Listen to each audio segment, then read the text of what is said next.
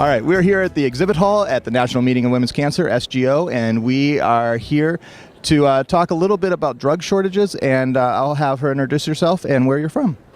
I'm Laura Haverleski, and I'm a GYN oncologist at Duke University in Durham, North Carolina. Great. And yesterday you made a presentation starting to talk a little bit about the economic impact of what's happening with drug shortages. Could you start with what are some of the drug shortages that are specifically impacting gynecologic cancer patients right now? Right. So the FDA actually has a pretty big, long list of drug shortages, and it's not just cancer drugs. But the two big ones that are affecting ovarian cancer right now are liposomal doxorubicin, and that's a very important one. And then the other one is paclitaxel, and that's actually the one that we looked at in our study. Drug shortages obviously aren't new. They're always happening. What causes them usually, and what's causing them now? Is it the market, or is it manufacturing problems, or what are the causes for drug shortages?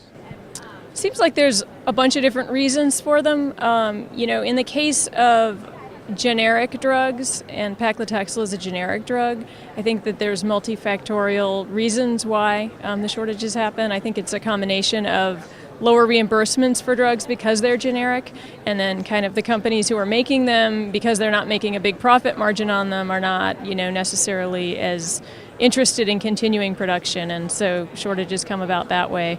With the patented drugs like liposomal doxorubicin, I think there was a legitimate problem with the one manufacturer that was making it, and because this drug is kind of highly indicated in several different ways for ovarian cancer, one company not being able to produce is very important to patients because there's only one source of it.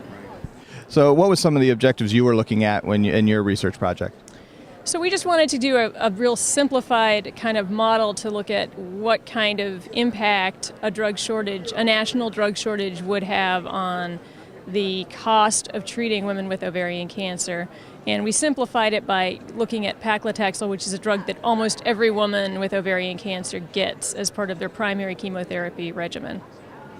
And as you looked at that, what are some of the first things, how do you get to the information that you needed to have, and what are some of the basic understandings that you found as you started looking at the data that you were collecting?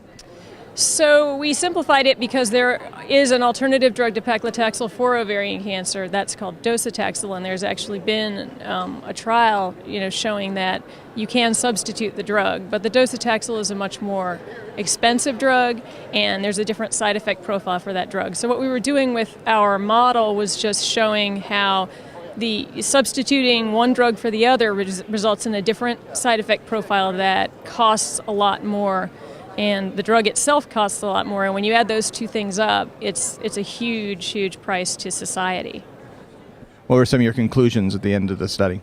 So the main conclusion really was just that, if there were a shortage of paclitaxel, and luckily there really hasn't been a catastrophic one at this point, but if there were one that affected, half of the women with ovarian cancer in this country, that the additional expenditures would be, upwards of $8 million for every, treatment, and over $104 million a year. And what does that do to a system because cost is becoming more and more important to the system, and the benefit and the cost analysis of looking at all those data is very important. When you look at that, when it comes to drugs specifically, what do doctors have to start looking at to see what are the criteria they start looking at to help guide treatment so they make the wise decisions both economically and the best treatment for the women? Well, I think our number one priority is giving women the treatment that is proven best to help them. And if we've got two treatments that are equally effective, then we want to look at the side effect profiles. And when you have a drug that's both more expensive and has a more kind of harsh side effect profile, then it's really a no-brainer that you don't want to be using that drug. You want to be using the cheaper alternative. So it's a matter of both knowing what is best for your patients, and also in the back of your mind being cognizant of which ones are really, really too expensive. Great. Thank you very much.